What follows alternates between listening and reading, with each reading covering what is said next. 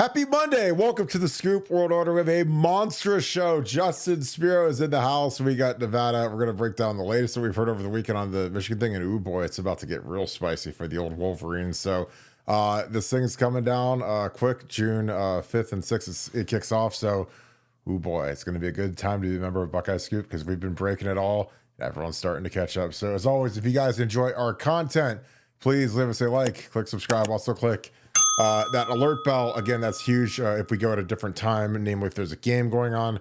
But we appreciate you guys. 7:10 is the normal starting time. Tonight we got off pretty close to that. So we appreciate you guys that are in here. Nice commitment by the Buckeyes. We got Jordan Thomas in the house. Superstar cornerback. Really, really good player. We're going to break him down a little bit later, depending on how the show goes. We got Spiro. We can't waste Spiro's time. But we appreciate you guys. Give us a follow on Apple Podcasts. You guys have been doing that. Leave us a 5-star review. Help this show out. But without further ado, we have the great Justin Spiro in the building. Justin, it's been funny. We were talking in pre-show how the rest of the world is kind of catching up to what we've been putting down for the last, 18 months or whatever it's been. It seems like it's been forever. But talk a little bit about some of the latest things that you've got going on, what you've heard. Again, this is going to be a spicy run for us, and I'm really excited to be covering this stuff. But what's some of the latest and greatest on our friends, the Michigan Wolverines? I'm noting a dramatic change in tone. And you alluded to it a moment ago about this idea we talked pre-show of people catching up to the Buckeye Scoops and the Justin Spiros of the world. We were mocked and have been mocked, frankly, for years at this point, covering the story, going on 2 years. They're catching up now. And what I'm noticing is this slow relenting of the point. They are relinquishing ground piece by piece. And even their biggest apologists on the national stage, Joe Klatt, perhaps chief among them, feel free to put Josh Pate in there as well, they're starting to ease off this idea of this is a nothing burger or this is much ado about nothing. Their own bought and paid for media here locally are starting to back off that line. So it's interesting. I'm certain we're going to get an apology letter or a basket of goodies from these people who mocked us for having these same opinions a year and a half ago. I'm sure that's forthcoming. Those apologies are certainly owed, and I'm sure they won't stiff us on those. But that's what I'm observing, and my private conversations are reflective of this exact same transition on their side. Now, the NCAA side and the common sense side has been there for quite some time. But there's been a Michigan denial for, 18, 20 months at this point. That's starting to fizzle. And nobody knows for sure where exactly it lands. And that includes, by the way, the NCAA, from my understanding. Perhaps you have counter reporting. But what I can report is the NCAA, as we've reported, you've reported, I've reported separately, is taking this a lot more seriously than anybody over there has. And this is not going to be good for them one way or another. It's just a matter of how exactly it lands and where it lands. But what you're seeing in the Michigan side here is a transition from confidence to much more reticence to weigh in either way. And now we're arrived at nervousness. They are fearful of what's ahead here. And they are the least accountable institution, I would argue, in the country. And even they are now trying to get ahead of this in some way. We saw with the Schroedermore suspension. So it is a sense of nervousness overcoming them. That's my biggest update. And that's reflected, I think, in their national media talking heads and defenders and apologists as well. Nevada, your thoughts on some of that? Because again, it's been a long, strange trip, man, where we've had folks that have doubted the reporting. They've doubted like our thought process through this whole thing. And everything's starting to churn a little bit differently now. Have you noticed that as well? Yeah, I mean, there's no question about it. It's been a definitely, we've talked about it, offline many times about how the national media is definitely turning on this story. They're starting to tune in. They're starting to figure out what we've kind of been saying here for the past 24 months. But then you've still got the defenders, the Chris Ballases of the world that are desperately hanging on to the words of the NCAA, Charlie Baker taking that out of context comment about winning fair and square, and they are holding on to that like they're whoopee, and they refuse to let that thing go. They just keep chanting that Charlie Baker said we won fair and square, and then Ward Manuel said that he's not sure if there's going to be a bowl ban or not. So nobody knows. So you can see how this thing's being positioned right now. When it comes down, what's going to happen is Ward Manuel is going to be painted as he was out of the loop. He was, he didn't have the good information, and that's why the Michigan writers were out of, behind this story, and they were misled. The NCAA overreached. This is overcharging. This is outrageous. Nobody could have seen this coming, and that's how they're going to play the story. But it has been fun watching people kind of wake up to the story. And every time I see another article in the Toledo Blade or the New York Times or the USA Today or anything else, I just kind of smile because as bad as it is right now, it's not 1/10 as bad as it's going to be when all the details of the thing come out. When the final verdict is issued and they issue the entire story of this, much like they did with Cheeseburger Gate, this thing is going to read, and people are going to be absolutely stunned at the depth and the audacity of this scheme by Michigan, and the fact that they thought they could pull it off. The fact that they I guess they had pulled it off for a couple of years and they'd gotten sloppy. As you mentioned, the great Justin Spiro broke the fact that um, Connor Stallion was on the sideline at the Central Michigan game in disguise in 2023. And the fact that Michigan people still believe that 2023 is not in any jeopardy, even with one of their full-time employees being on the sideline of another team disguised as an opposing coach. um yeah, I guess you never want to give up hope if you're a Michigan fan, but at some point you got to clue into reality that the cards are stacked against them. I agree with Justin. Nobody knows exactly where the ball is going to land on this thing. I just know from the tone of the people that I talked to in the NCAA, the seriousness with which they've always viewed this thing. I know the settlement parameters on which they put to Michigan to settle this thing, and that's why this thing hasn't been settled. I keep going back to this, but if this was a nothing burger, if this was going to be a short suspension and a fine, if this was just going to be a Sharon Moore joint and that was all it was going to be about, Michigan would have done this a long time ago, man. They would have thrown his booty under the bus so quickly, give him his 4 games, give him whatever it would take, pay the fine, and move on down the road. But that's not on the table. That hasn't been where it's been because, like I said, they would do that in 14 seconds if that's what it took. Harbaugh's gone. They sacrifice anybody to protect that national championship in 2023, and their dreams of grandeur with Underwood coming at quarterback for them. And I think both those things are going to be in serious jeopardy. When this final judgment comes down, in July, you've got June 6th, 7th for the hearing dates, and then July about when the proverbial stuff is going to hit the fan, and that'll be a fun day. Yeah, like I said, I always go back to when I'm just trying to follow, just common sense. When they're dealing with, obviously, Cheeseburger happened during COVID. You've got a player eating breakfast with Jim Harbaugh. Harbaugh gets a milk and gets a cheeseburger, which is the weirdest order at 7 a.m. you could ever imagine. And then he denies it all. It never happened. And then, Chris Duda, these guys produce receipts and their stories all calibrate up. And you're just like, well, that's bad. Obviously, during COVID doing that. Then you've got your whole staff doing it. He gets a 1-year suspension, 4-year show cause. And then on top of that, you look at, okay, so, we've done something horrible. We've attracted the ire of the NCAA. So now if we do something again, we're going to be repeat offenders. So, they go into these seasons where they're stealing, they're doing their surveillance and look, while they're under repeat offender status, I mean, they're literally sending a kid to the game. And I talked about this offline with somebody today. I'm like, look, dude, if you're making 50 grand working for a football program, you don't get Friday night off. You're going to be in the team hotel.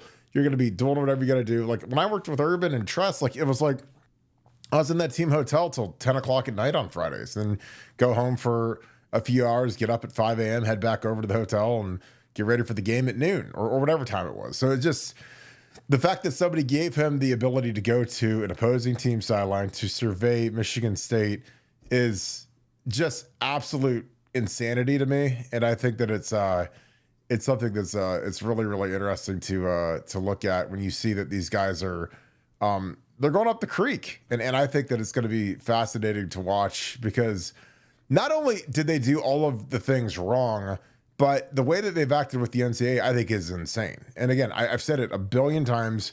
Where is the senior leader, the senior board of trustees, or whatever they've got? They don't have a board of trustees, but they've got, their top board should be like, guys, stop lying, stop not cooperating. Like, we have to do the best we can to make sure that there's something left of the program when these guys are done with it, because they're gonna get nuked. And a lot of these guys are going to lose their jobs, and they should. The athletic director should be gone. The president's already gone. Justin, I wanted to ask you, with the president taking off, there are folks that are like, oh, well, he's not popular and budget cuts, whatever. But, like, doesn't it seem really convenient that a guy who's the president at the University of Michigan is going to go off and head off to Florida, which isn't even in the same universe academically as Michigan? Does that seem rather convenient to you that so happens right before the hearing starts? It does. I mean, I have heard from credible people that there were strains there and frustrations with him legitimately, that it was not a fleeing the scene, but it was certainly a added perk that he was getting away from whatever was coming here. And the bottom line is, these people were celebrating carrying this guy on a metaphorical chair at the time. If they did have a problem with him, why is it coming out on his way out the door? How convenient is that? So to me, it's typical where even if there is legitimate reasons for him to have left that are unrelated to this scandal, why do we hear about him now? Where was this reporting that there were strains in those relationships prior? So, it really comes down to a matter of benefit of the doubt. And it's not your fault, my fault, or anybody's fault that it looks bad, because when they've done 47 things wrong that we know and 27 other things that look really bad, at some point, it's on them that we're not giving them the benefit of the doubt. So add it to the pile, I suppose. Couple of things. For one, they do have a board. It's a board of regents, not a board of trustees, but in effect the same thing with just a different title. There have been a lot of issues there with Ward Manuel, to the point where Ward and I exclusively reported this as well. Of course, that was the one report I made up, because everyone that I come out with is the one thing I'm making up, even though everything's vindicated.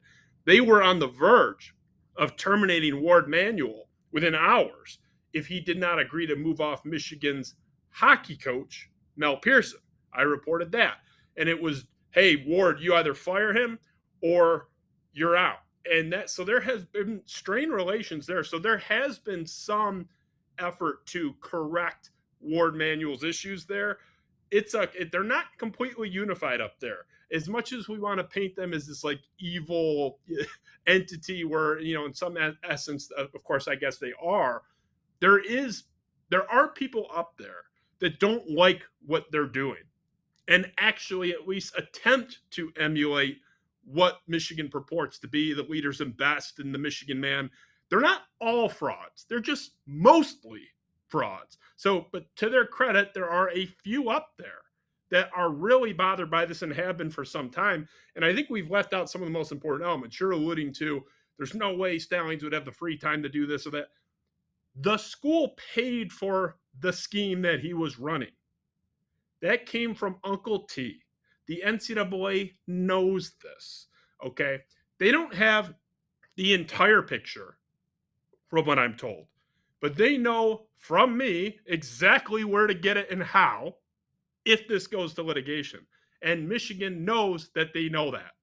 So this presents an interesting quandary for Michigan. How much do you want to challenge this, whatever it is? The NCAA is in a position of power here, because for as much evidence as they have, and it's ample, Michigan's claims of overreach and lacking evidence, that can be easily solved under deposition. And I told the NCAA exactly who to call, and I know they're not going to perjure themselves. They'll cooperate. The school was paying for it. This is not a matter of lack of oversight, although even if it were, that's not an excuse anyway.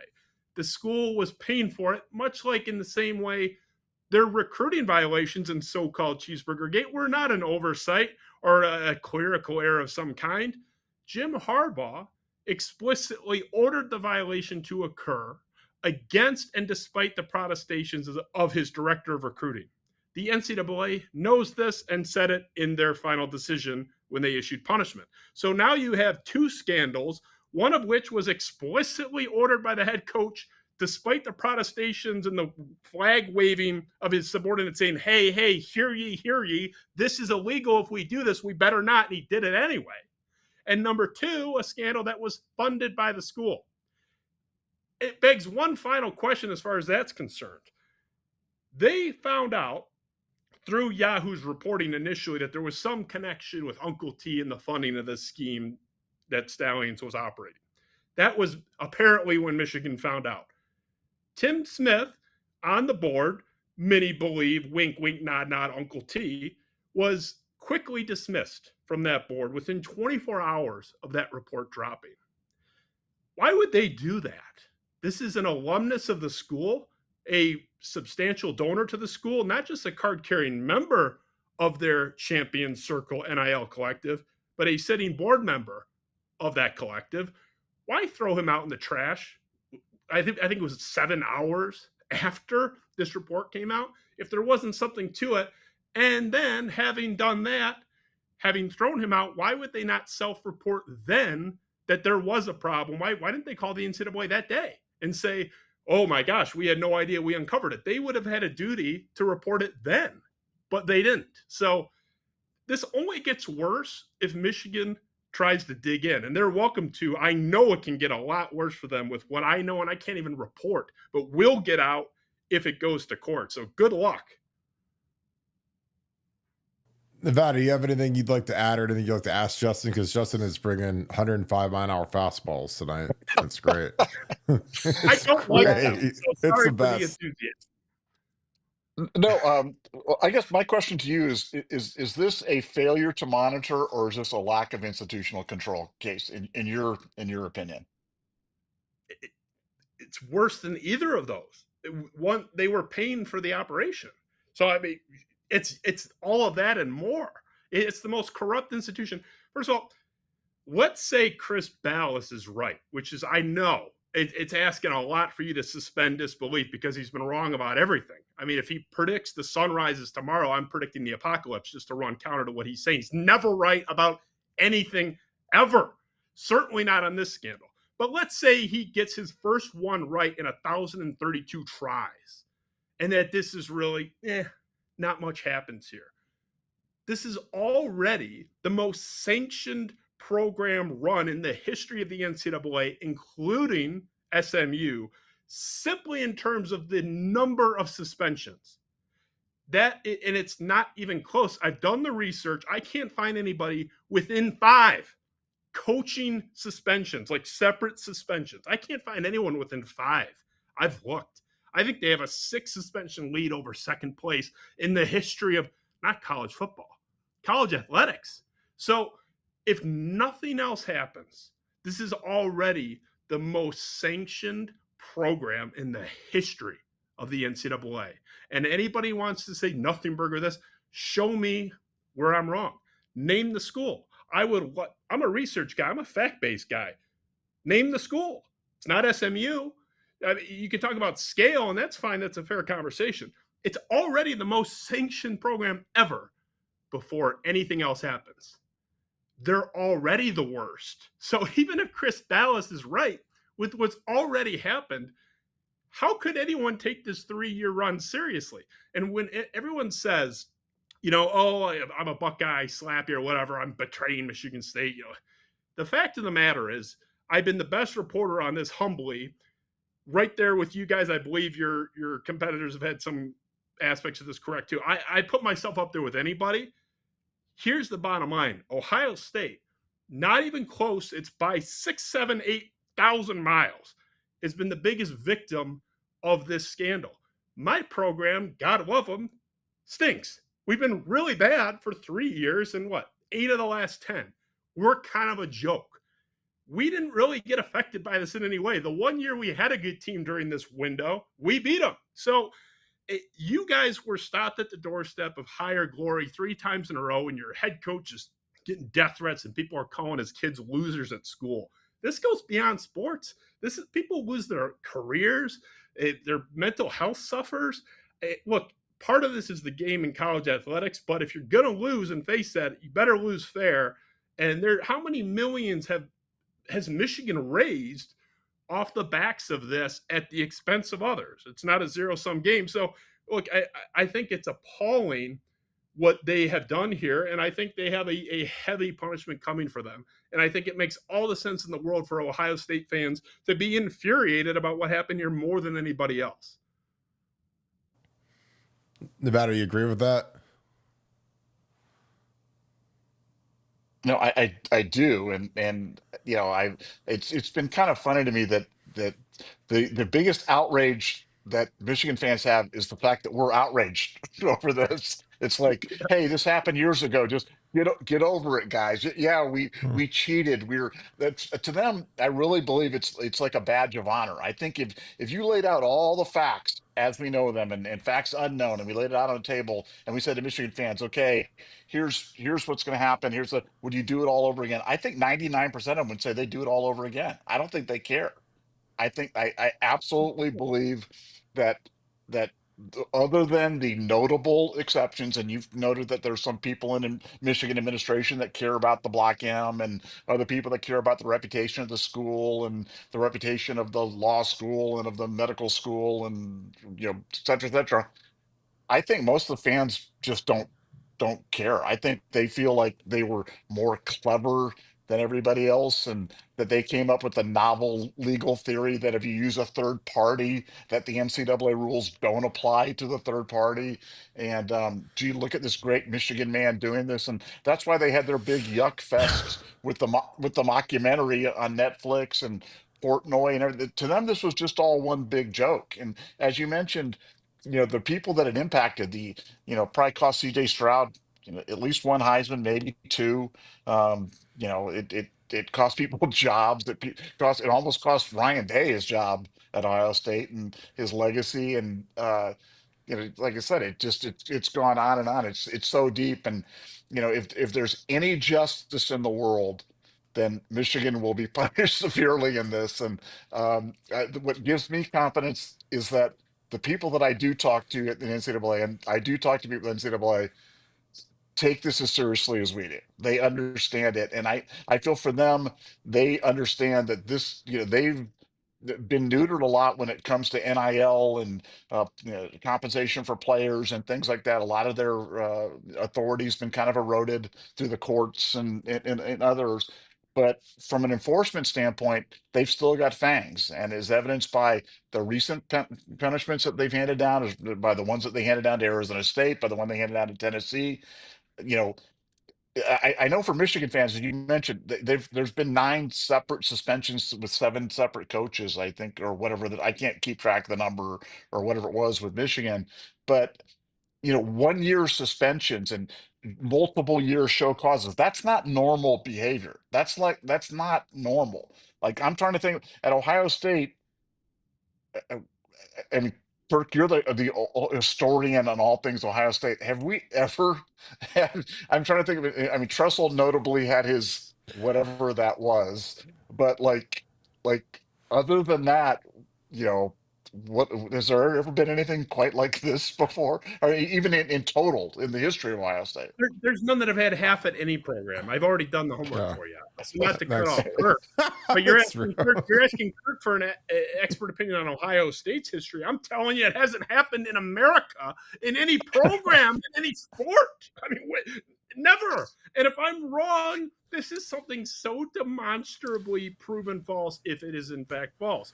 I welcome any Michigan fan to cite the example, and if they are correct, that is something. It's not like ambiguous whether the NCAA or any governing body suspended somebody or not. This is an objective reality, and I know you live in one and I live in one, but frankly, they don't. But I welcome it. If I'm wrong and I'm an idiot, name the example, and I'll back off. But the fact is, you're not going to find one even close. I can't find one, like I said, within 5.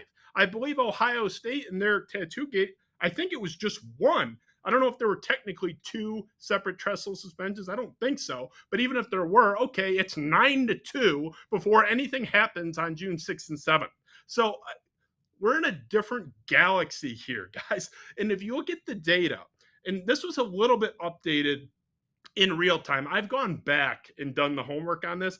People say, oh, Michigan only got better in those 3 years because of the NFL talent and they finally got a quarterback. Here's what the problem is with that among it. Forget the fact that they recruited off the momentum of the cheating and all that. That's a whole other argument. The Las Vegas point spread adjusts for all that stuff in real time. And they went from 2015 to 2020, from Harbaugh's arrival through COVID, 32, 38, and 1. 45.7% win percentage against the spread over a huge sample size, 45.7. From 21 to 23, the entirety of the cheating window, 28, 13, and 2, 68.3. That program got 22% better overnight while they were cheating. What happened last year? 6 and 7, 46%. They were 45.7, jumped by 22% for 3 years, and then went right back to 46.1. Basically, now small sample size, but it's the same exact number they were at before they were cheating. If that were the entirety of the evidence here, fine. I agree it's insufficient to prove anything, but it's another brick on the wall that you can build to block out any sense of legitimacy from their run. I can't look at a huge sample size of games where you're covering, not, and forget winning. Oh, we got more good players. Yeah, Vegas adjusts for that, guys. What Vegas can adjust for is cheating, because if they knew it was going on immediately, they would call everyone they needed to call, including the FBI, the second they found out. They didn't know that was happening, which is why you're talking about a 22% variance over a large sample size that immediately disappeared when the cheating window ended and restored back to that 46% within less than half of 1% of what they had been for the first 5 years under Harbaugh. At what point are we having to suspend so much disbelief where not only am I throwing out common sense, not only am I throwing out an objective number of suspensions more than double the second worst case in the history of the NCAA in any program, now I'm looking at a near decade long data set of the smartest cutthroat killers in Vegas that are just math whizzes that don't care about the Block M or the Buckeyes or Little Brother in East Lansing or any of that nonsense. They just look at facts and they don't care about anything else. And even they are saying they outperformed that number by 22% and then immediately, overnight, restored to within less than half of 1% of where they were for 5 years prior. You guys are done. There's no argument. You lose on common sense. You lose on historical precedent. You lose on mathematics. You lose on every analytics. There's no argument with which you not only win, you even draw even. There, you don't have a push in a single round. You are losing every single round of this fight 10-7, and you should have thrown in the towel long ago because you're a bludgeoned mess.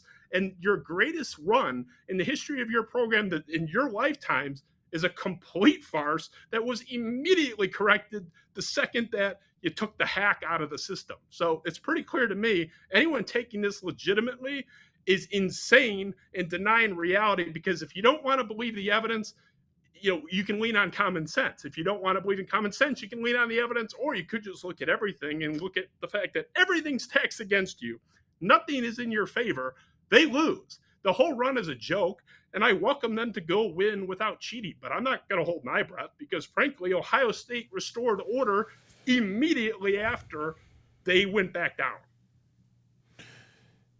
Nevada, you get any response to that? Because there's nobody that loves Vegas more than probably the three of us when it comes to numbers and efficiency of numbers and how sharp the people are that make those numbers. Any response to all that? Well, I think in addition, their second half covering was really, it might have even been better than their total game covering.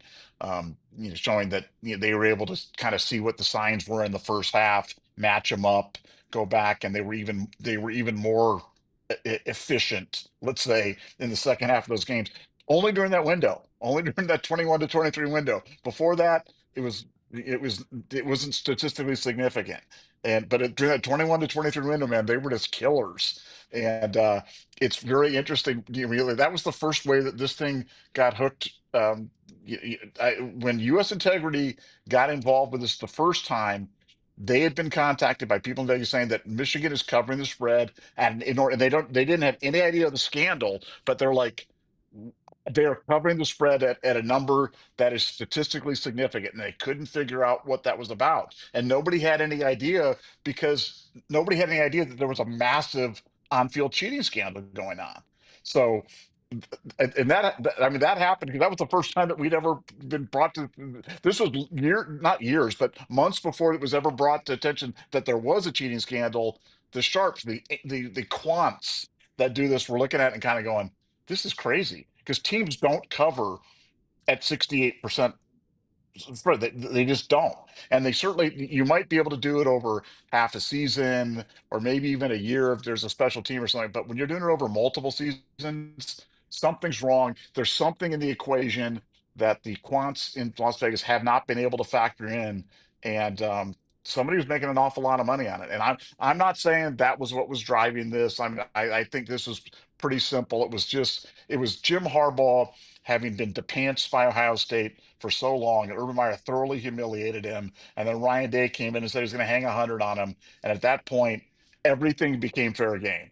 Cheating, recruiting violations. It didn't matter no matter how crazy the idea was, Harbaugh was all in. He was going to be fine with it. Yep, do it. Don't tell me about it, or work with Fredo Harbaugh over here, and he'll arrange the financing or whatever it's going to be. But I think we all know how this happened. But when you when you cover the spread at that rate, I mean, imagine if you're again, just imagine the three of us. We're there. Imagine we knew this was going on. Imagine, let's just call ourselves Uncle G. We won't call ourselves Uncle T. We're Uncle G, and we know that there's a cheating scandal going on where you've got a guy who's stealing the signs for other teams and giving it to the coaches in real time in terms of doing it. It would have been really. I'm just talking hypothetically. I'm not going to cast any aspersions at Spiro or at Barton, but it would have been really hard for me to not play on that information right there, because you've got an edge.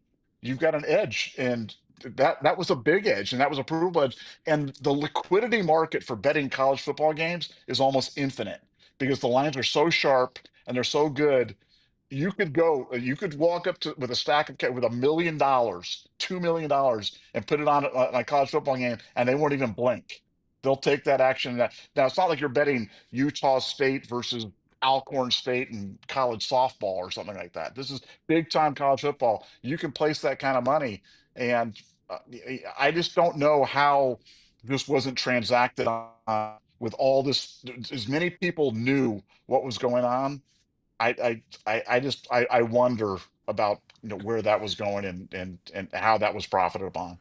Well, I think that's a great point, because I always think, like, when you've got guys that make serious money, and I'm not going to name any names, it's like, and they figure out, hey, is our guy sharp? Does he know this one? Oh yeah, they've got the same signaler every game, and he's got the signs picked, and they got a good game plan, and we already have better players, so we're going to turn it up on these guys, and we're going to blow past it. Because again, I look at how, again, with action like that, it's hard not to want to go after it and lay the ranch on it, especially when they keep covering. But for two, the fact that it was like a running joke in Schembechler Hall, to the point where, again,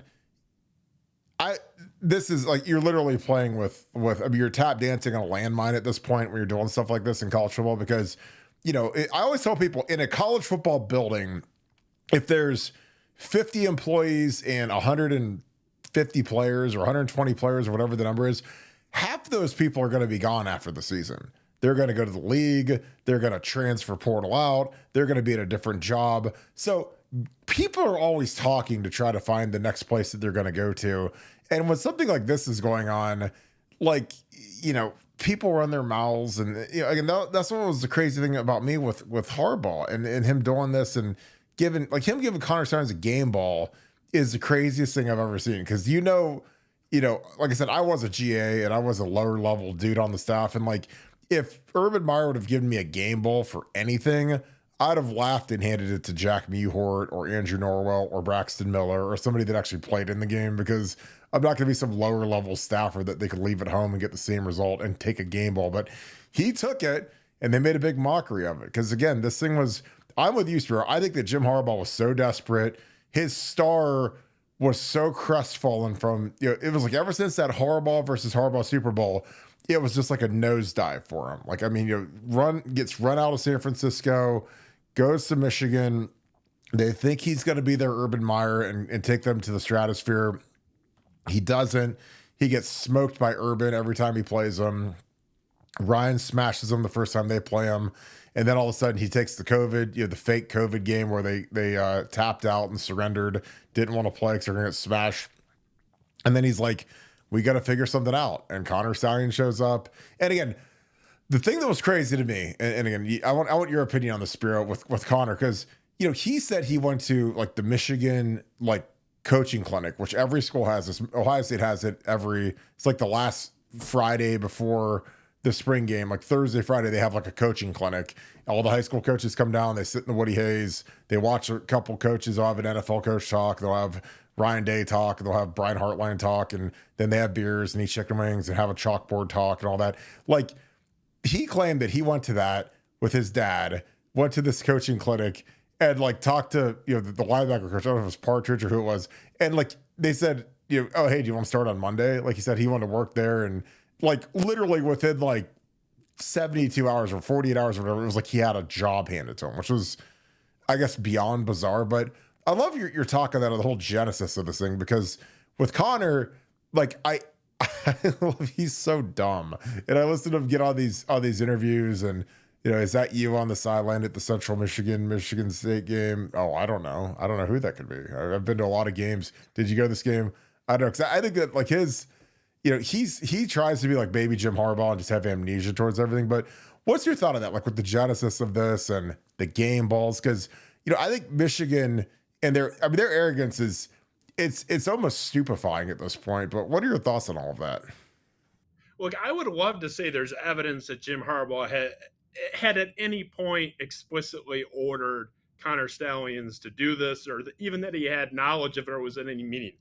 I've tried. I don't think, and I think we disagreed once in the past. I really don't think he ordered it, and I don't think he knew the extent of it. Now, with the Cheeseburger Gate thing, we know he in fact explicitly ordered that explicit breaking of the rule. Hold on. So I want to make sure we're clear. So you think Jim Harbaugh sitting there seeing this Geppetto standing on the shoulder of Jesse Minter on the sideline, jumping up and down, pointing, and you don't think he knows what that's all about? I mean, I just want your honest opinion. He knew his role. I don't know that he knew that he was illegally scouting games in advance or anything. He may have just thought he was a wunderkind. I'm not saying I even think that. What I am saying is there's no real evidence of that. And I've looked. Well, man, you guys know me. I would have loved to tell you otherwise. I got to be fair to them, because when I'm ripping them to shreds, that's also fair. If I won't rip them where I can't.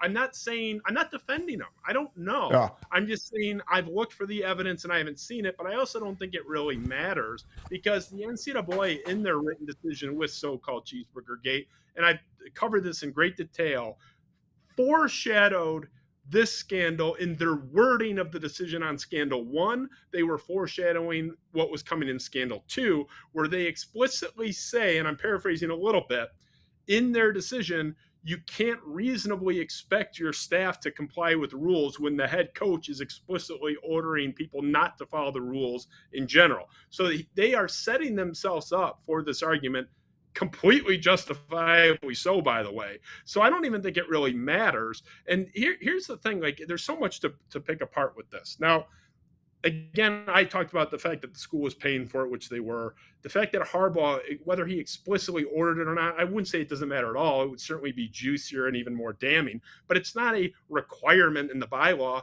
just in the way that there's no requirement in the NCAA bylaws that the cheating had to even be effective. That's not a component of any rule written anywhere where, okay, we're going to punish you more harshly, or it's a greater violation if your scheme that broke the rule yielded a benefit or not. Ohio State was burned at the stake for something that conferred no advantage whatsoever. So that's not a component that we're even measuring. It's more about kind of water cooler talk. But if you're going to have that conversation about how much did it help, the irony of them constantly citing the completely out of context quote from Charlie Baker is Charlie Baker was asked to defend, justify his decision to intervene midstream in the 2023 season, which was a departure from the NCAA standard of sitting way back and coming in at the end.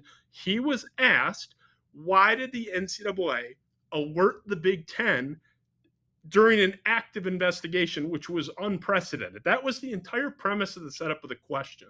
And his answer, which has been chopped and taken completely out of context, and that's the Michigan media's fault because they were there in some cases, and they presented those quotes deliberately out of context. You almost can't even blame their fans. The reporters, I would have read it the same way. It took me 4 months to even actually look at the whole story and see what happened. Even I thought it was a weird quote. He was defending the decision to intervene on the basis explicitly stated of the fact that it did have a potential dramatic effect on games. That's why he intervened much earlier than the NCAA normally would on a timeline, because this, unlike Tattoo Gate, for example, was so problematic in real time that they had to buck the norm, no pun intended, to stop it now. So the irony of them citing this, and he's saying from then on, they were no longer cheating in that same way, although, of course, they had all the downstream benefits of the momentum and recruiting and fundraising off the backs of it. He was saying we took that out, and that's why I intervened. So the irony of them citing that quote is wild, because, in fact, the whole point of what Charlie Baker was saying was it did have a significant impact, and that's why a rapid intervention was required. So, whether or not Harbaugh knew, explicitly ordered it, it's juicy, but doesn't really matter, in much the same way whether or not it affected games, which to me it clearly did, doesn't really matter in terms of the NCAA bylaws. It's fun to talk about. It's fun to put them in the proper context and his history and all that stuff. But if you're talking about what's coming for them, the NCAA, I think it'll get mentioned that, the competitive fairness and stuff, that, it could impact games. I don't think it won't be mentioned at all, but it's more just color for the underlying offenses. There's no component of the effectiveness of the cheating in the bylaws. So that's not even really relevant in a weird way. Nevada, your response? I agree with structurally what Justin's saying. I think he's making the irrefutable argument. I'm making the common sense argument that a control freak like Jim Harbaugh is not going to allow some guy to be jumping up and down, yelling stuff at his defensive coordinator in the middle of a game and not know exactly what was going on with that. I just have seen too many sidelines, and I've just, I've never seen anything like that before. None of us have ever seen anything like that before. And I've queried, I've asked Kirk, many times. I'm like, if you just gone up to Luke Fickle in the middle of a game and, hey Luke, got a quick question for you here, real quick. I'm noticing their offensive is going to, I said, what would he have said to you, Kirk? And he said, well, you'd have told me to blank off and get away from him. But somehow, Connor Stalions had full unfettered access to him. Not only him, but he could direct the team and synchronize dance movements and everything else like that. They were all in on it. They all knew. They may not have known the extent, even though I will go to my grave believing that Harbaugh was very careful in terms of not being tied directly to the scheme, hence the lack of a paper trail. But he had to know what was going on. I mean, these coaches are all micromanagers, and on something that big, on something that juicy, like, hey, we have the signs for the other teams, and we can tell you in real time what's coming. I just cannot believe that Jim Harbaugh would not have known that. Much like I would say the same thing if this was Ohio State and that was Urban Meyer or Jim Tressel. If Jim Tressel had some guy jumping up and down, yelling at Mark D'Antonio, he would know. Jim Tressel knew everything. He knew everything. That's why, yeah, even on the tattoo gate thing, you didn't hear Ohio State fans felt like the thing was silly, but it happened. It happened, and when the thing, it was kind of one of those things. And remember, the whole thing from Tattoo Gate was self-reported. That was an Ohio State thing. That was Ohio State in a review of their stuff. They submitted it. It wasn't some deep dark investigation by the NCAA or some third-party entity or anything else like that. But yeah, no, I think that what you're saying makes an awful lot of sense. And I think for Michigan, I mean, the out of the fact that they're just hanging on to that out of context comment by Baker is just so funny. But that is their talisman. That is the thing that they're just like, hey, he said it's fair and square. That's it. That closes the book on it. And they couldn't be more wrong on it, because he was saying exactly the opposite. But yet they feel like that's somehow their get out of jail free card. I mean, Yeah. what I've reported, and real quicker, and I'll throw it back to you, is, and it's from people that have told me bad stuff going on that I've reported. For one, there's no evidence. So there's none that I'm aware of. I believe the NCAA doesn't have any. So we can talk about, what he had to know, or what someone they must have, whatever. There's so much evidence, hard evidence to hang them on. We don't even really need it. But I have been told by multiple people, Harbaugh believed or was sold that this guy was a genuine wunderkind. He's got the military background. He's so exceptional at it. He's a wunderkind diehard Michigan guy, and that's why he thought he was legit. It's not that, why is he jumping up on now? Like, yeah, Harbaugh absolutely valued him, which is why he had the game ball, why he had the physical proximity to the coordinators on the sidelines. It's just, it doesn't prove that he knew that there was cheating going on. But I also said, like I said before, it doesn't really matter. So I have to be fair to them. And I'm not saying you're wrong. Harbaugh may have known. I'm not saying there's no way he did. I'm just saying there's no evidence that he did. And people that have told me stuff negative about Michigan, that have been a large components of my reporting, said that he seems to have genuinely been of the belief that this guy was just a wunderkind and didn't want to ask too many questions. But again, that doesn't really matter. So it's the only thing we disagree on. But let me just say one thing on that. You've got Chris Partridge, who was approached by an employee with the intern or the whatever you want to call him, had come and said, "Hey, Stallions wants me to drive down to Georgia and scout this thing," and Partridge had enough awareness of this, saying, "Hey, I don't want him to get involved in your sign stealing thing or whatever thing." You don't believe that Partridge told Harbaugh? Like if Partridge knows and the interns are driving all over the country, you don't think that Harbaugh picked up on it, that he's doing advanced scouting on this? I mean, I'm asking you, Steve. I'm just saying there's no evidence of it, and the people around it genuinely believe Harbaugh was that, at least on this, out of the loop with the extent of what he was doing. That's not saying he didn't know. I'm just saying I'm an evidence guy, and I have a million things I can hang him on with the evidence that I don't need it, and it's not even relevant. Even if we had the evidence, like I said, it wouldn't mean nothing. It would be juicier. It would be even more damning. But they're guilty of the offense regardless. So I don't think it really matters. I'm happy to agree to disagree with you. I think you and I agree with 99%. But I have to go with my reporting, and the same people that have been right about everything else that they've told me coming from that side are of the genuine belief that Jim didn't know about this component in terms of the scale. But he absolutely valued him. He absolutely failed to monitor him. I mean, Frank Haith was suspended with an entire season's worth of wins wiped out for Missouri basketball based on boosters and improper monitoring of boosters. So, like, this doesn't really matter. You can hang him regardless. So it's the only thing. It's not, like I said, I don't even really disagree with you. I have so much evidence to bring forward against them. I don't really need it. So I try to stay out of, jumping to things, even if Occam's razor suggests they probably are true. Yeah, I mean, for me, just because, like I said, I lived in the environment. I was a GA. I was a young guy trying to make it, trying to impress the head coach, trying to do more, do whatever.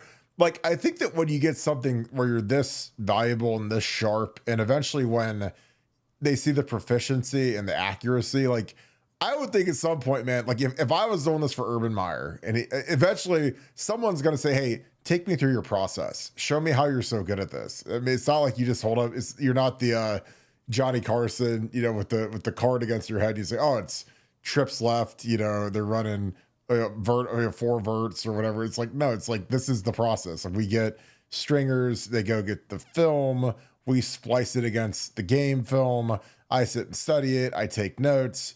I do it over, like, for Ohio State. I mean, he had like 7 games of Ohio State signals. So he can, again, when you have that much tape and you can splice it and you've got the technology that they have, like, it's super easy. And then they say, oh, it's the same, signaler, it's Keenan Bailey or it's whoever it is. I mean, we saw that one sheet that they had that had Keenan Bailey on it. And it said he's in this color shirt half the time, and he's in this color shirt a third of the time. And then the other percentage, he's in a blue shirt. Like, we had the whole thing that Zach had on his show. We put it on our show. So I don't know. I just, like I said, I worked for Urban and Tom Herman and Luke Fickle and Mike Vrabel and all these guys. And like, I just feel like if you're some $50,000 a year Geppetto, which is at the very bottom of the food chain in the football building, and all of a sudden your $3 million a year coordinator is standing next to you and he's directing everything based upon what you're telling him, like, eventually someone's going to catch it. And the other thing is, like, like Denard Robinson knew everything that was going on. I think that, and again, this is just my conjecturing. This is not, like, I appreciate the way that you do your business because you're exceptionally deadly accurate.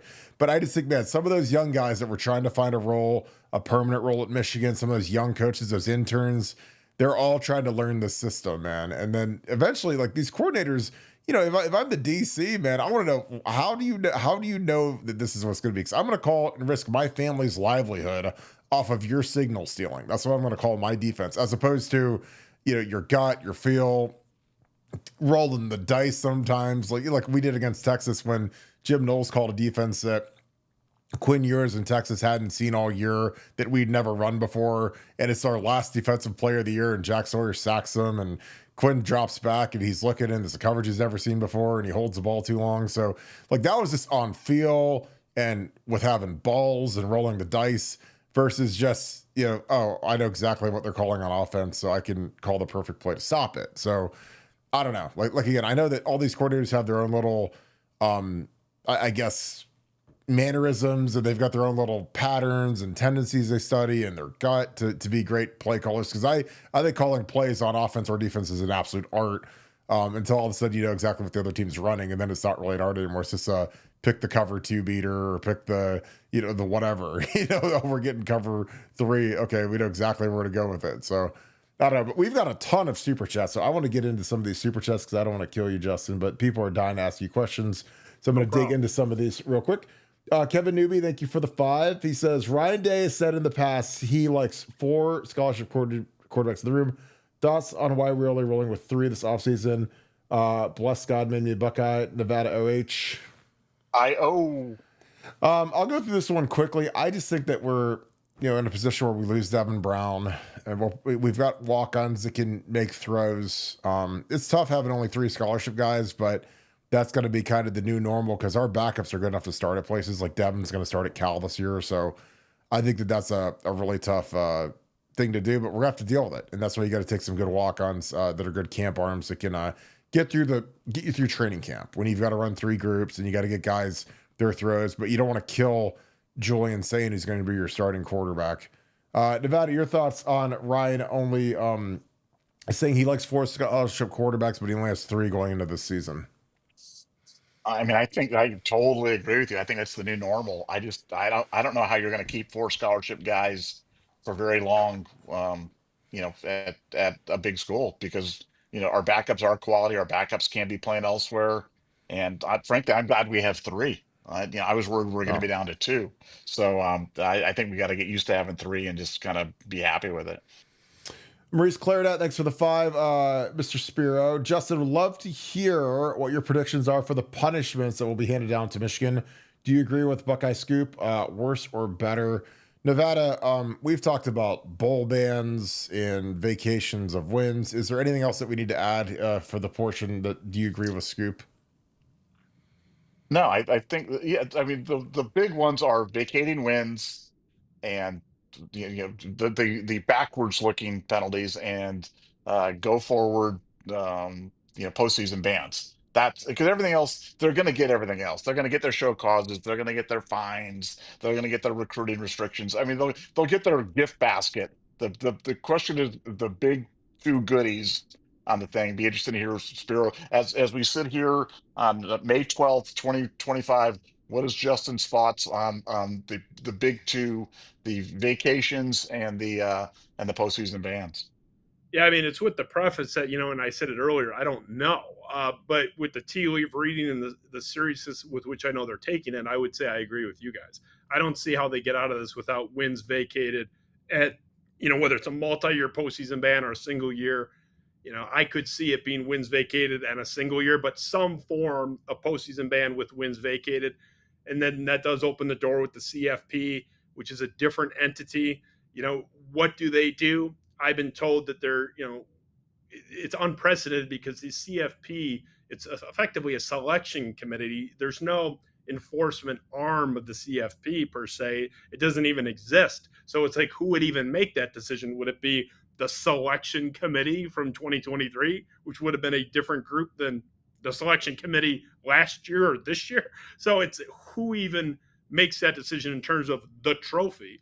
But I do believe if they vacate wins, even if it's a single win from 2023, it is a de facto vacation of anything thereafter because you're not in the CFP without those wins. So I would say I would agree with you, but I'm not pounding the table. But I am going to say it's going to be a lot more than nothing. And the thing that's interesting to me is the Sharon Moore angle. He has to get a show cause, correct? How does he not get one? And if he does get one, what do they do? Because that means he can't be there for at least 1 year. I mean, presumably, they don't give a 6-month show cause. And if they get a 2-year show cause, they absolutely have to fire him. So what you do is you're upending your program in a whole other way where you got to now find a new coach coming into all of these sanctions. And, I don't know. I just know it's going to be bad for them. All right, W Buckeye, thank you for the 5. He says, listen to what you're saying and then think and ask yourself, why is this not the death penalty? Obviously, none of us are saying they're not going to get the death penalty. We're all saying that they're not getting the death penalty. It absolutely should be, though. They won't. It absolutely should be for at least a year. And frankly, they should have been pulled off the field in 2023, which I find it very interesting that Joel Klatt today is decrying a component of this. And the one complaint he had was it's punishing kids that are uninvolved. Why didn't you suspend them faster? Why didn't you punish them in 2023? Where was that at the time, Joel? You were saying the complete opposite and minimizing this whole thing in real time. So I agree with you, but you're almost 2 years late. The fact is, they should have been pulled off the field with the evidence that was already in place, so much so that they backed off their declaration of war in courtrooms against Tony Batiti in the Big Ten at the end of November or mid-November. So it's interesting that these people coming out now, like Joel Klatt, it's like they're right, but they're just very, very belated. So no, they're not going to get the death penalty. You're not saying that. We've never said that, but really, they should. I mean, to answer the question, why aren't we talking about it? They really should, because it's so brazen, it's so repeated. And the school, again, I cannot emphasize this enough, paid for it. The school paid for it. This is far worse than boosters. SMU did not pay for it. Boosters paid, not the school. This is the school in their official NIL collective funded the operation, their second cheating scandal in like a year and a half's time. So to me, I'm with you, but that's not on the table, which is, it's stupid because it should be, but it's not. Nevada, any thoughts? No, I totally agree. I mean, we've, if there ever was a case that called for the death penalty, it would be this one. But the NCAA has made it very clear that they're just not. They view that as too draconian. I just don't think they're ever going to do that again to a major college football program. But I think they'll do everything but that, and I think that's why Michigan's going to. That's why I love our bet. We have another bet with Yoder. That Yoder says that the over under on games vacated is 0.5. So he's saying there will be no games vacated, and we're taking the over on that. What do you think about that action there, Justin? You like that? You like that bet?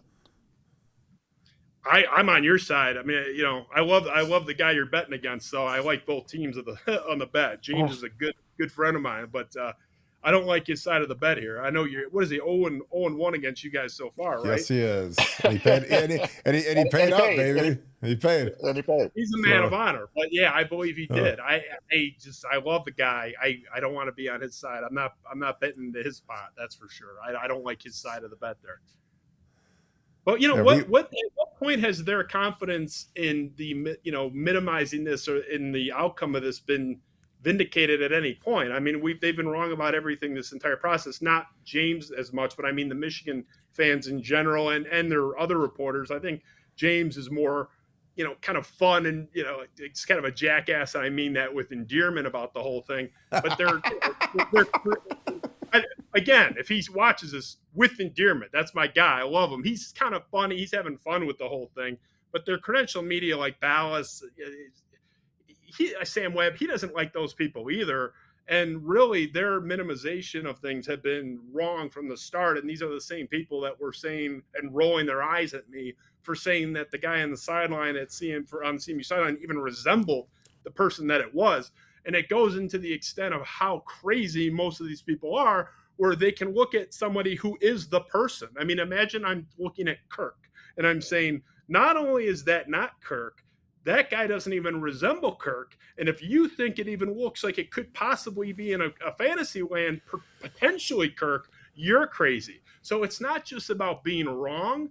They think you're insane. It's effectively gaslighting, which I would be more appalled by if they didn't have an essence of gaslighting themselves in this process, because I think they really believe a lot of their own BS. But if I tell you that Kirk, this guy in front of me on the screen right now, doesn't even resemble Kirk, I got to be a little bit nutty. Well, that's what these people have been saying. So any type of confidence and weighing in from anybody on that side, I mean, forget a grain of salt. A grain of salt's too generous. I would bet hard the opposite direction, and I'd be quite rich if I had done that from day one.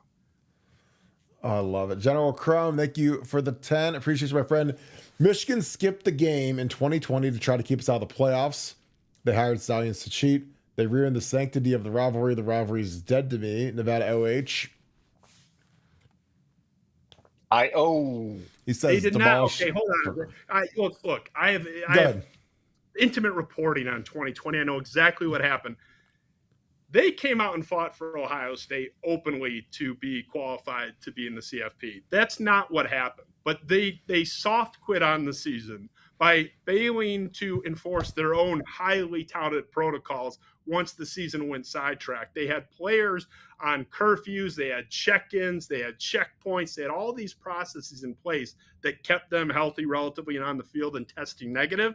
And they were very proud and parading literally, I mean that literally, marching through the streets protesting against any concept of canceling based on these protocols. And they said that not only did they have a good system, they had the system, the protocol, COVID protocol, that everyone should emulate if they hope to keep football on the field.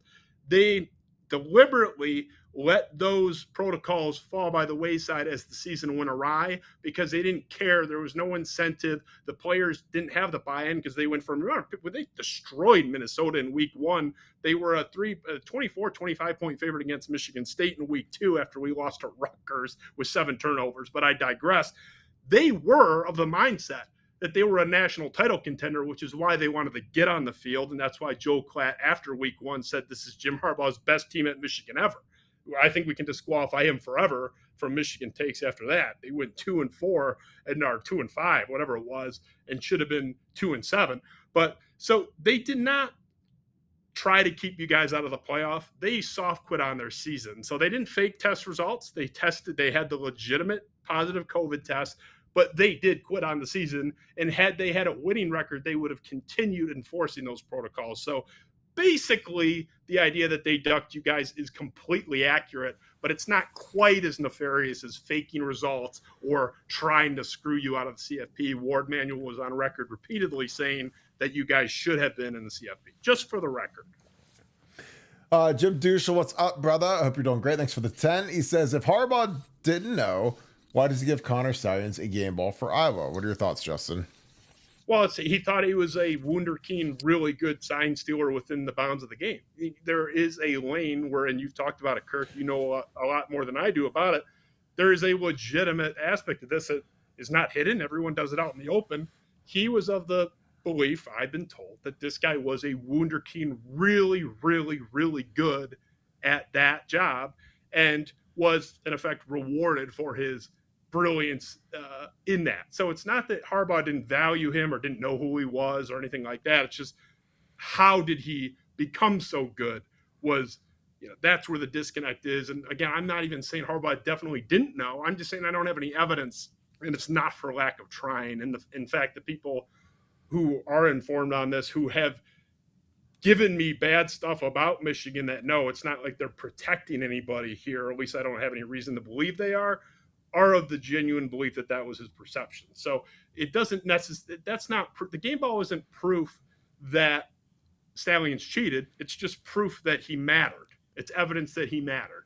And, that is relevant evidence, but it's not relevant to Harbaugh's knowledge of anything nefarious in terms of his processes. Nevada, any thoughts on that? No, I think we've covered that pretty well. But like you said, I mean, the fact that he shared an office with Denard Robinson. I mean, Denard Robinson knew what was going on. There's a lot of people in Schembechler Hall that knew what was going on. The idea that somehow that information didn't slip up to Fredo Harbaugh or to Big Jimmy just seems kind of crazy to me, but I understand where Justin's going. He's a fact-based guy, and that's why we refer to him as the great Justin Spiro, because we love him so much for his factness.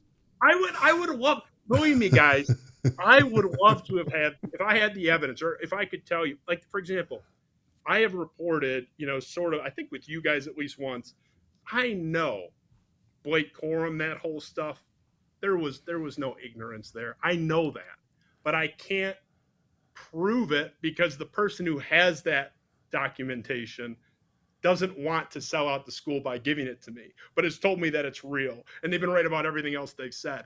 I know that that's true. So I even if I had that, I would tell you guys that I know it's true, but I can't prove it because of, I don't have the document or whatever. I would tell you if I believed it or if I had that source, but I don't. I wish I did, but it doesn't mean he didn't know. I'm not disagreeing with you to make that leap. I'm just saying evidence. I got so much. I'm going to ride with that. I have no problem with speculation around that, but I just want to clarify. I can't report what I don't know, and I don't know that, so I can't say it. That's all. I love it. I see you, Buckeye. Thanks for being an ultra member. Thank you for the 10. It says vacated wins/titles show causes punish the culprits of the time. Postseason bans and revenue reductions punish the institution. Their players can transfer so they won't be harmed. Thoughts, Nevada OH? What are your thoughts, Justin, on that?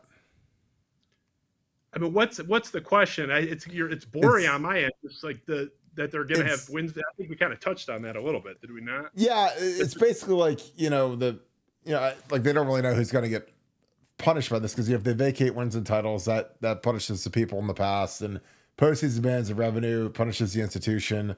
Players can transfer. I mean, I still think, like, if you're a player and you have to transfer, like, to me, that's like, that sucks. Like, if you dream of, like, if I was at Ohio State and dreamed of being a Buckeye, and all of a sudden I got to transfer because we got postseason bans and less revenue and everything else, not to mention, like, the coaching staff are likely going to get cleared out. I think that's a pretty significant punishment. This is my opinion. It is, but I have zero sympathy for the vast majority of those kids, because most of them stepped in after this scandal broke, and they know. Now, there's some exceptions. I'm not saying there's zero, but the majority of that roster of note, not including random walk-ons that are carrying towels around, they know what's going on when they stepped into this program. So at that point, even the Joel Klatt argument of, you're punishing kids that didn't know. You know what? I caveat emptor, like, this is, you stepped into this mess. That's your fault. I mean, would you, I mean, you were a player, Kirk. I respect your opinion. Would you have stepped into this knowingly as a player, as a recruit? No chance. I mean, I don't want, I want, because again, like, when you've got all this going on, you don't know who the coach, you don't know what coaches are going to be gone, what the, can you go to the playoffs? Can you win a natty? Can you get, how's it going to affect your NIL deals? Like, again, if you're like a guy who's like a quarterback or something and you go somewhere, and are people going to want to give NIL money on a year when a team can't play in a bowl game? They can't win a national title. Like, I wouldn't if I was some billionaire and I said, well, I'm going to take this year off from giving to you guys because you can't win anything anyways. So I'm not just going to pay you guys to chill, to not play in a bowl game and just, run it back. I'll start it up next year when you guys, when the vacate. Because again, that's how I look at it. Not to mention, like, it just tarnishes the logo. You got to deal with the questions about, hey, were you there during that? Even if you get there after it, people just always assume it's kind of like winning a national championship. Like, I've been asked a billion times if I was on the team that beat the Miami Hurricanes. I was a senior in high school. Half the time I just want to say, yeah, sure I was, because then, wow, that was the greatest game ever. But instead I always say, nah, I'm a senior in high school and I missed it. So just because you're close to the proximity of it and these years kind of blur together, these kids are going to say, hey, were you part of the Stallions team that was cheating the whole time and then you guys got smashed? I mean, I'd just skip that and go somewhere else. A lot of kids have Michigan offers. They've got good offers elsewhere in similar schools. And I mean, it's my tiebreaker. I want to deal with that. But what are your thoughts? I mean, sorry, I'm going to cut you off. No, go ahead. I was just going to say the whole concept of, punishing kids that had nothing to do with it. Well, I mean, welcome to most NCAA punishments. That's happened 1,000 times. It's almost unheard of for that not to be the case because of the NCAA's glacial pace. If anything, this was the ultimate example of this being an exception to that rule because, and this is why Charlie Baker gave those quotes in the first place, the NCAA sounded the alarm much earlier than they would have under normal circumstances, thus, in effect, giving players a 2-year heads up not to step into the water. Then if you do, it's at your own risk. And you know what? Maybe Chris Ballas is right from the beginning and nothing ever happened, although that he's already been wrong. That's already been debunked. But let's say he had been right. Fine, good. You won your wager. But, you went in knowing eyes open. So I don't really think that's a compelling argument, even if one wanted to make it. And that has never been a component of the NCAA's enforcement anyway. That's always going to be the case. Collateral damage, I mean, welcome to the NCAA. And I've always said it's so interesting that of all the fan bases to minimize something like this, it's them. Because if this had been, let's say Michigan State screwed you guys. Let's say this is like Pete D'Antonio Urban head-to-head. Yeah. You guys have the better of us usually, but we derailed 2 of your perfect seasons. We're steamrolling. But not to bring that up. But, say it was Michigan State. It would be stupid if Michigan State, me as a State fan, completely minimized it and said all the stuff that they said. But at least me as the Spartan hasn't spent the entirety of my life ripping you for being a dirty program that doesn't follow the rules, and every bit of success you've had is a direct result of your cheating. So I would be ridiculous to minimize it regardless, just as a Clemson fan would, just as anybody would. But the fact that it's the most sanctimonious fan base, if anybody can't make this argument, it's certainly them. And that's the whole origin of my exposing their hypocrisy, because every single one of them either started their account after 2021 or has a history decrying dirty, crooked Ohio State and writing off most, if not all, of Michigan's failures, both in that rivalry and nationally by comparison to the Buckeyes, on cheating. There's only two. They either are hypocrites or they showed up right when the winning got good up there. So it's interesting that of all the fan bases, they're the least qualified to take this position of anybody. It's just an added layer here. It's so true. Bruce Clarinet, thank you for the 10. Thanks for the opinions, Justin. What do you think the worst case scenario is here? Is there any way the Weasels can weasel their way out of this? It sounds like you're pretty confident, but not 100% sure. What are your thoughts, Justin? I mean, the best case scenario I would see would be no vacated wins. And, I guess no postseason ban, but that's a stretch. I don't, and I know that we're in the minority, I think. I think most people don't see that happening, but I agree with the Scoop guys here. But that's the best case scenario. But even that would come with, I believe, show causes for multiple suspensions. And, in effect, they already have more than double, I believe it's more than double, more than 5 more coaching suspensions than anybody else before this. There's certainly going to be other sanctions stemming from this, even in the most friendly of terms. So, I mean, to answer your question, the most getting away with it, they would be huge fine, suspensions, show cause for more. I don't see how more avoids a show cause. I just don't.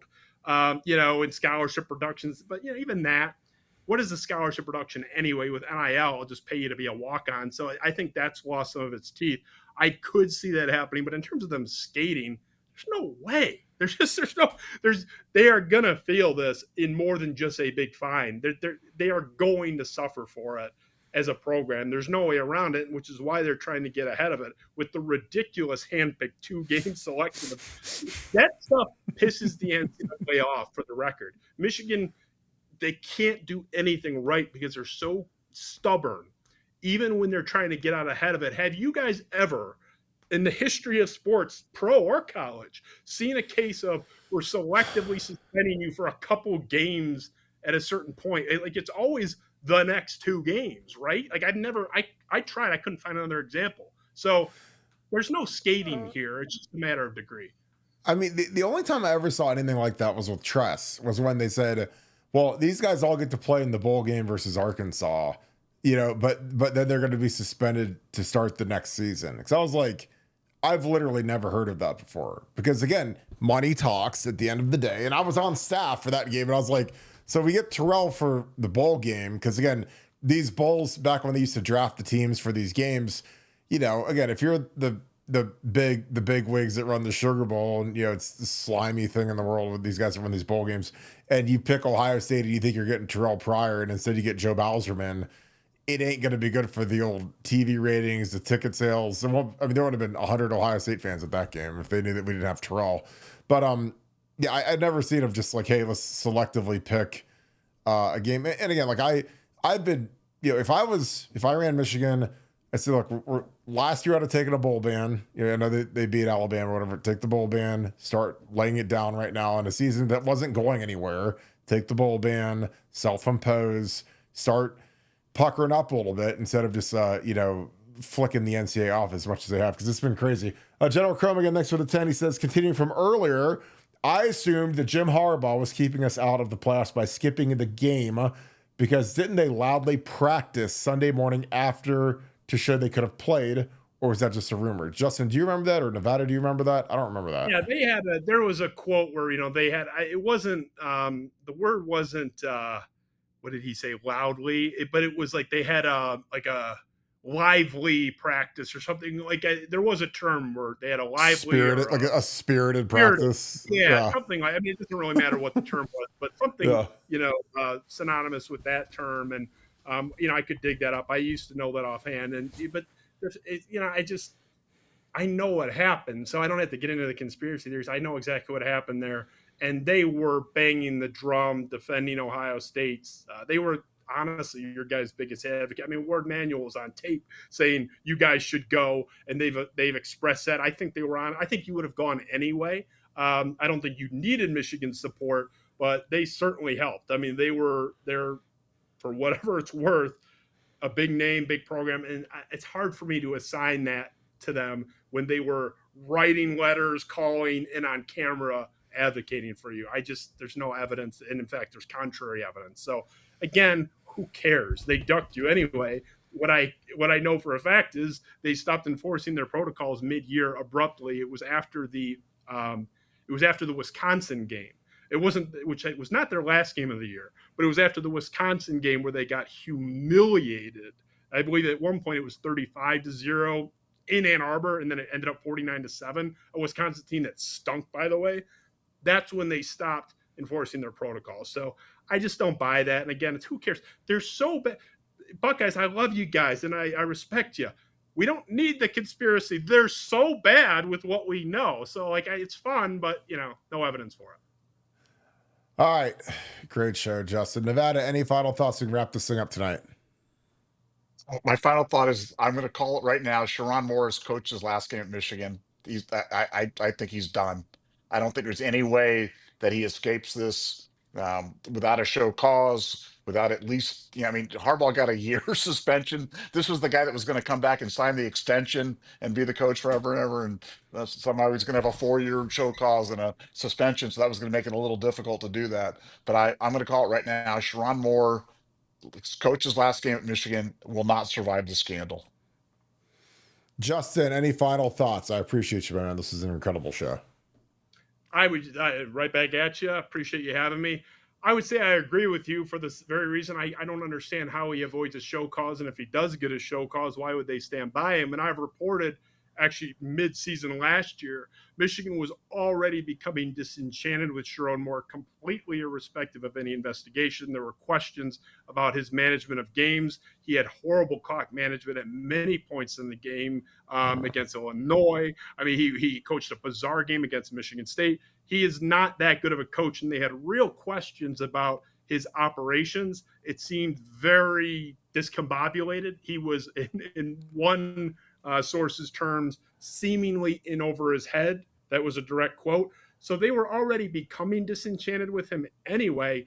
And that gets into the, like, okay, if I am going to stand by this guy having been shown a show cause, which is already a stretch, it's pushed out better coaches. Why would I stay by him when I don't even like him to begin with? It's just, so I would just say I agree with you. It's not going to be good for them, and I'm looking forward to continuing to follow it with you guys. And I do want to ask you one question. I know you're trying to wrap. Sure. And No. cheer. You guys talk to Buckeyes. I've shown you, and I don't likes on Twitter are private now, but I've shown you a relatively high prevalent Ohio State figure on the staff that seems to agree with my position, that liked one of my things about what Michigan was before and after this scandal. What is the Ohio State, not the fan base, because I know what you guys think there. I know what you guys think. I know you were a part of the program, Kirk. What do the actual staff people there think? My impression is that they think legitimately, not just rivalry stuff, they legitimately think Michigan was kind of a joke and this doesn't have legitimacy. That's my honest read, but is that fair? That's the last thing I wanted to ask. Nevada, you want to go first? You want me to go first? I'll let you go first, and I'll be the cleanup hitter on this one. I think, they're obviously very upset. They're excited to see what these punishments are going to be. Again, I talked to a very, very, very, very high ranking person at Ohio State who called me, and I sat there and I talked to him for about 15 minutes, and he said, what do we know? Because again, they don't call any other media outlet for what's going on except for us, because we're the only ones that break any stories on the Ohio State beat, and it's not even close at this point. So I talked to him and kind of gave him the rundown of what we knew.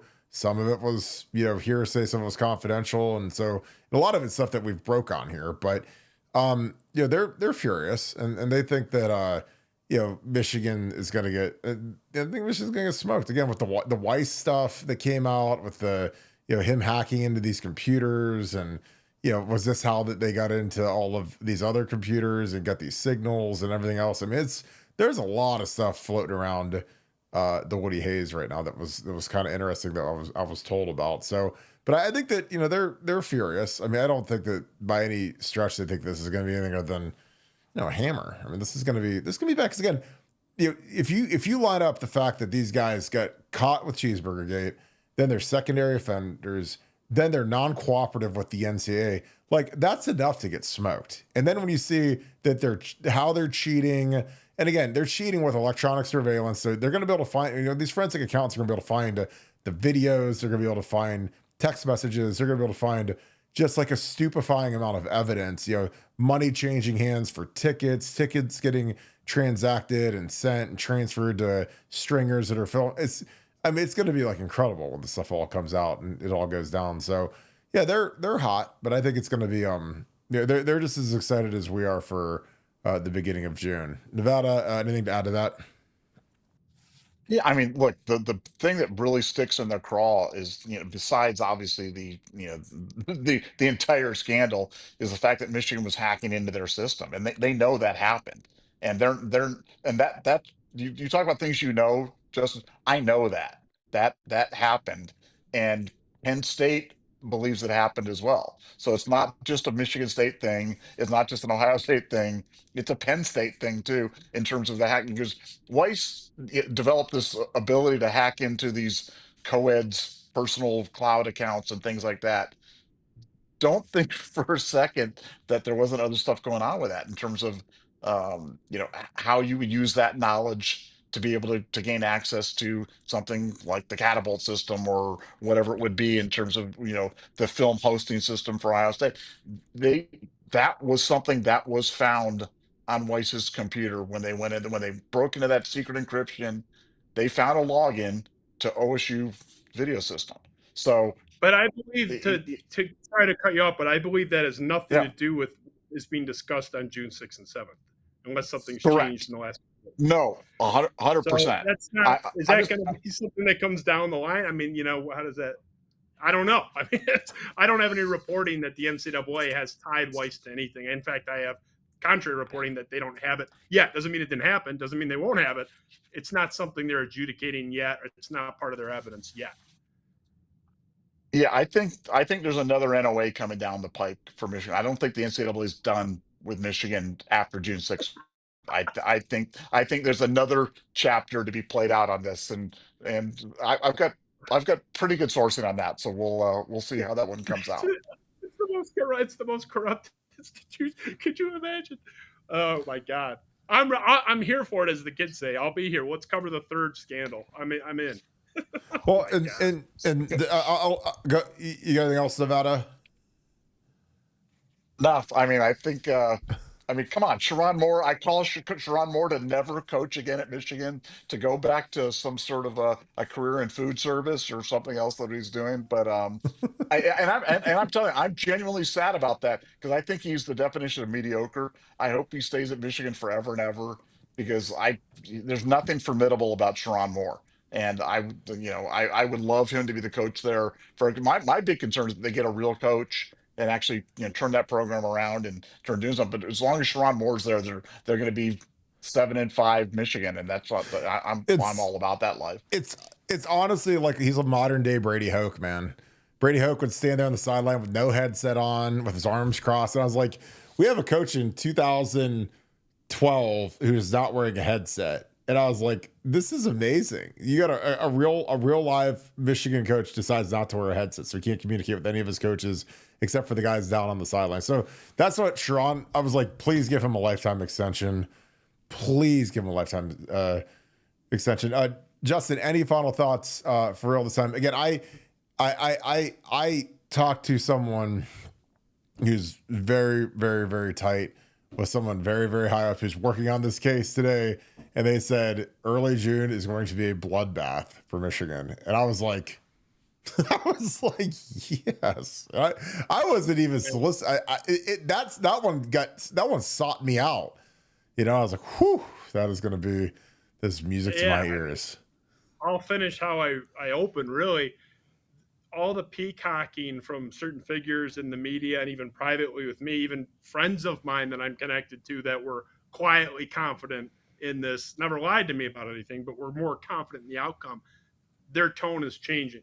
And if the most confident of these people are starting to flip, I think that says something. When they're starting to sound like you and me and Nevada, I think that says a lot. So the tea leaves of this are not in their favor, and I wouldn't want to be them. I wouldn't, and I'd much rather be a Buckeye than a Wolverine. I think you guys are going to be viewed as legitimate champions in perpetuity. I don't think anyone questions the legitimacy of that. You guys went on an incredible run. You guys played more good teams in a month than they did in 3 years, especially if you exclude your scheduled game against them every year while they were cheating. So, the fact is they played nobody for, 3 months, played Penn State in mid-November, had to sit on the ball, barely won, barely beat Maryland, barely beat you guys, and all during this cheating scandal. I think it's kind of a flimsy title to begin with. It was one of the weaker runs I've ever seen. They played the weakest CFP field I've ever seen. You guys are going to go down as the complete opposite, legitimate champions that conquered. And hats off to you guys. I remain jealous of your program, and I think you have the 1A, 1B best coach in America with Kirby Smart. You can take your order, take your pick of who's first and second. I put them kind of at an equal plane, but let's follow it. I look forward to staying in touch with you guys, and as always, appreciate you having me. Thanks so much. Real quick, plug where people can find you next. Darko News. Give them the Darko full plug. State News. Darko State News. Darko State News on X, and if you don't like them over there in Ann Arbor, I think you'll probably take a liking to my feed. It's quite negative in their direction, but I also think quite fair. And I let them hang themselves. They hate me. Most of what they hate me for is quoting them from things that they said, mostly, frankly, about you guys, but also about Michigan State pre-scandal. A lot of judgment and sanctimony coming out of Ann Arbor for years, frankly, and accurate reports. What have I gotten killed for more than anything? Reporting Connor Stalions was on the CMU sideline, reporting Sharon Moore deleted text messages, reporting that Michigan would absolutely back down out of court in their challenge of Jim Harbaugh's suspension by the Big Ten for 3 games at the end of 2023. Those are the 3 things they've yelled at me the most for, 4th being quoting them. And I've been right about all 3, and the 4th is a quote, so how can you be mad about a quote? So I think if you like them getting grilled fairly without memes necessarily, I think I'm a good account to follow for sure. Yeah, I mean, honestly, one of the best on X by far at this point, man. I love it. And some of the best videos, edits. Oh my God. Make sure you send me those, man, because I love retweeting those on our feed because those are absolutely hilarious when you drop some of those bombs that you do. So, again, I appreciate you so much, buddy. Let's do this again soon. Anytime. Go Green. I love it. Wow. What a night. Huge audience. Appreciate you all. Love you guys to death. What a great night on Buckeye Scoop. If you guys enjoyed our content, please leave us a like, click subscribe, also click that little alert bell. Massive night. They're all massive, but Justin shows up. He brings those 105-mile-an-hour fastballs, and they're always fun to chuck at the Wolverines. But I just appreciate you guys so very much. Again, if you guys could leave us a like, click subscribe, click that little alert bell. Easy way to help us out. Give us a follow on Apple Podcasts. It's the podcast app on your iPhone, your iPad. It's a purple. Just type in Buckeye Scoop, click subscribe. It's all you have to do. Leave us a 5-star review on our podcast formats. It's an easy way to really help us out. Super, super, super easy to do. But I just appreciate you guys so very much for all that you guys do for this show. Again, thank you for the paying it forward tonight with the super chats. Super chats go to our Pay It Forward Fund. The Pay It Forward Fund is for our veterans, our police officers, first responders. Again, we appreciate you guys keeping our community safe, keeping our country safe, and all that you guys do. Our gear drop is still open. Repthescoop.com. It is closing on the 21st, so you guys have about a week left. About 9 days. But repthescoop.com. You guys have seen the gear. I'm actually gonna see if I can take you guys through this right quick because it is. I'm telling you what, it's the best gear drop we've ever done. Selling like absolute crazy right now. We added a couple new items for you guys that wanted flags and wanted some other gear. So let me get this up real quick. Repthescoop.com. Again, tuned up. Here you go. We've got our Urban, which is our best selling item of all time. The Urban Meyer Nike quarter zip. It is absolutely fantastic. We've got the Scoop Had It First hoodie. I ordered this already. I'm going to be rocking this a lot. People hate that we have it first all the time, but hey, we got good sources. What are you going to do? And then we've got our national championship gear. I'm going to be rocking these. Very, very snazzy. The gold leaf ink is going to be fire. Again, you guys get ready for summer vacation, man. This is perfect. If you guys want to go out, represent Ohio State, represent Buckeye Scoop, represent the national championship, you can do it all here. We got our blackout gear, which I love. Black on black theme. Got the racer tank, got the traditional tank, normal logo. We also have our flag right here as well. It's great for the boat, great for your condo, your apartment, anywhere you guys go on vacation. You guys can represent a little bit. So I appreciate you guys so much that have been in this. Rep the Scoop, REPTHESCOOP.com. Repthescoop.com is where our gear is. And I'll put the link in the bio as well. So I appreciate you guys as always. So with that being said, thank you so much, Buckeye Nation. Thank you, Scoop family. We'll talk to you guys tomorrow night. What a great night. I can't wait to hear your comments on this one because this was a monster one. But we appreciate you guys. You guys have a great night. Go Bucks.